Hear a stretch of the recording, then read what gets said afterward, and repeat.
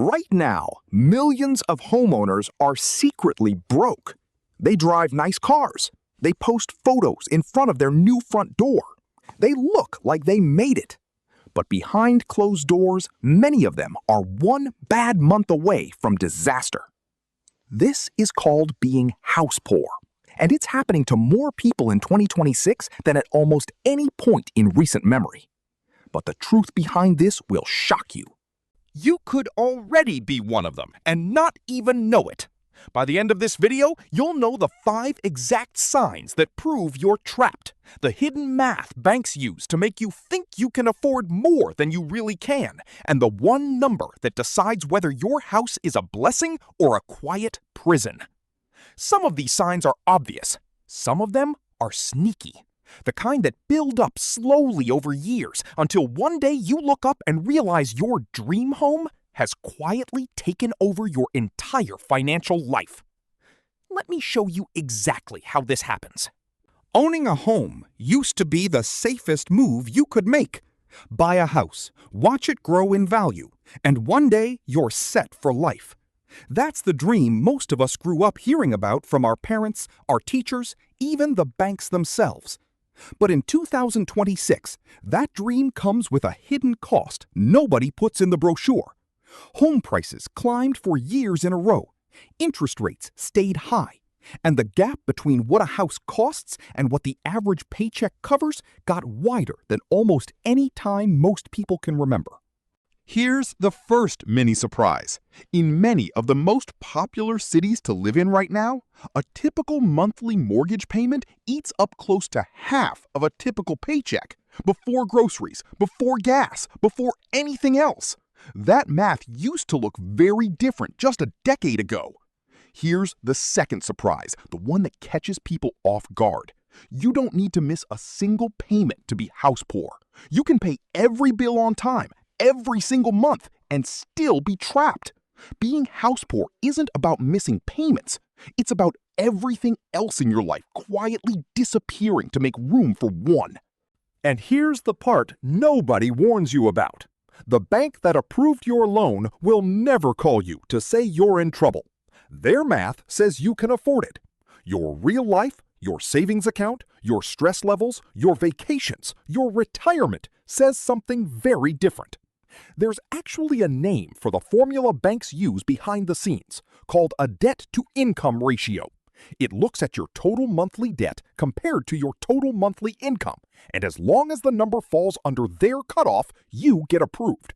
But that formula has no idea how much you spend on coffee, or your kid's soccer league, or the fact that you wanted to start saving for a vacation this year. It's a pass-or-fail test built around one single moment, your loan approval day, not the next 30 years of your actual life. Now here's where things get really interesting. Sign number 1. Your paycheck disappears before you even really see it. Picture a couple. We'll call them Mark and Sarah. On paper, they look fine. Good jobs, a new house, a mortgage they were officially approved for by their bank. But the moment their paycheck lands, the mortgage, property taxes, and home insurance grab nearly half of it instantly. What's left has to stretch over food, gas, kids' activities, and everything else life throws at them. Most financial guides say your housing costs should sit around a quarter to a third of your income, no more. Cross that line and every other part of your budget starts to bend to make room. Groceries get cheaper and less healthy. Vacations get canceled. New clothes for the kids wait another season. Small joys, the things that make life feel good, get cut first, quietly, one at a time, until the cuts become normal. The dangerous part is this can creep up slowly, almost invisibly. The mortgage payment itself didn't even change, but property taxes went up this year. Insurance went up because of rising rebuilding costs. Maintenance costs went up because everything costs more now than it did a few years ago. The number that looked completely safe the day they signed the papers can quietly stop being safe 12 months later, and nobody sends a warning letter when that line gets crossed. If you're watching this and doing quick math on your own housing costs right now, you're already starting to see why this matters. But if you think that's crazy, wait until you hear this. Sign number 2. There's no safety net left underneath you anymore. Ask most house-poor homeowners one simple question. If your water heater broke tomorrow, or your car needed a major repair, could you pay for it without reaching for a credit card? A lot of them can't honestly say yes. The down payment, the closing costs, the moving expenses, the new furniture, it all quietly drained the savings they spent years building up before they even moved in. That leads straight into sign number 3, and this one is sneaky. Retirement and investing quietly stop.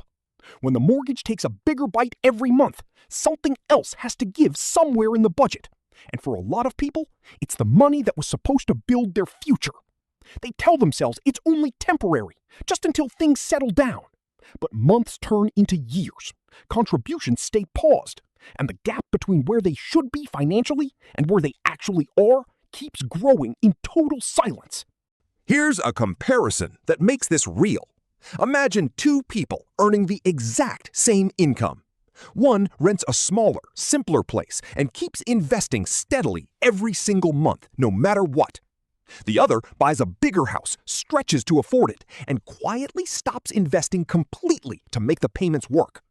On paper, the homeowner often looks wealthier because of the house sitting on their net worth statement. But check their actual financial cushion, the cash and investments they could pull from in a real emergency, and the renter is frequently miles ahead after just a few years.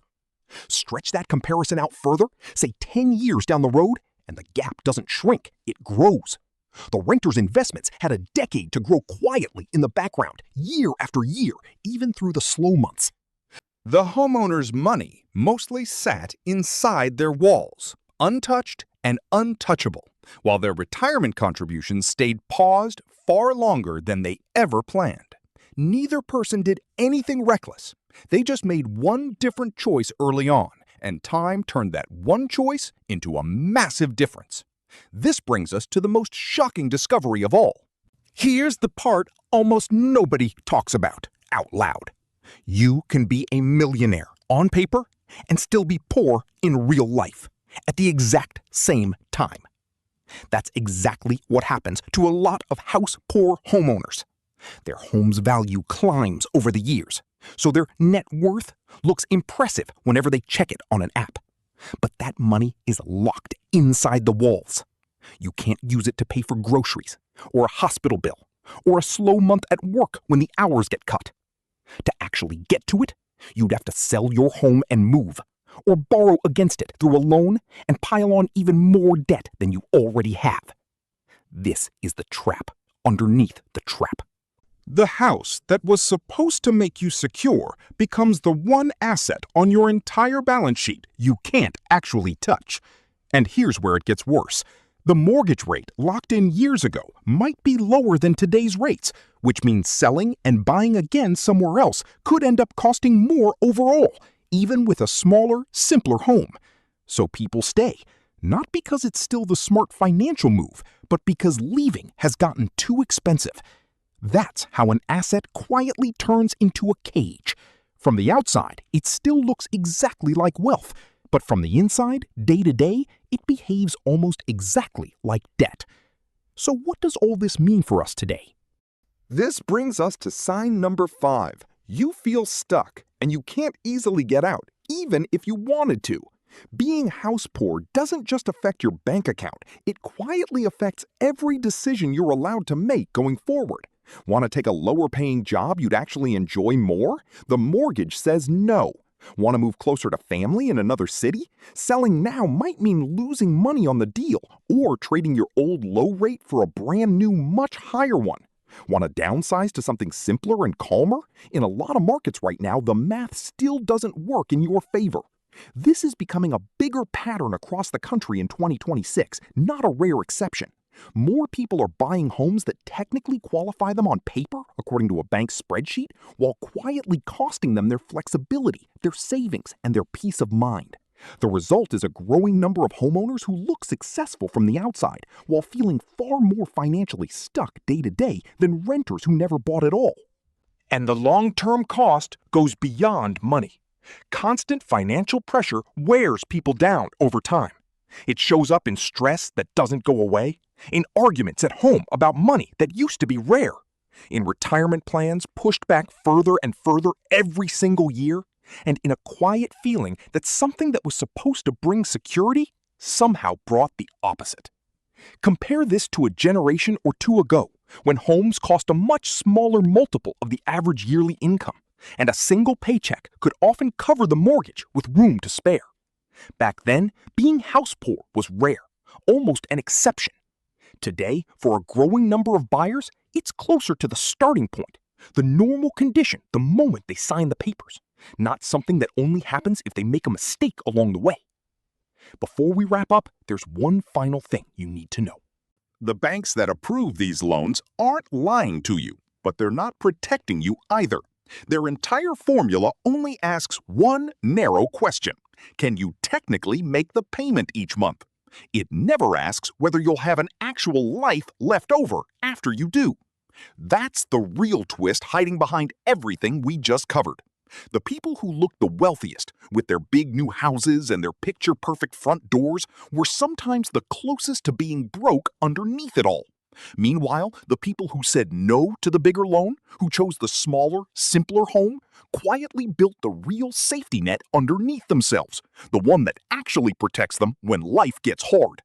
So if any of these 5 signs sounded a little too familiar while you were watching this, you're not failing and you're not alone. You're just living inside a system that was never built to warn you in advance. The fix isn't panic, and it's not selling your house tomorrow either. It's awareness. It's knowing your real number instead of the bank's number, and rebuilding your safety net one honest step at a time, starting with whatever you can control this month. If this hit close to home, let me know in the comments which sign hit the hardest for you. And if you want to see exactly how this same hidden trap shows up in other parts of your financial life, stick around, because what's coming next might surprise you even more than this did.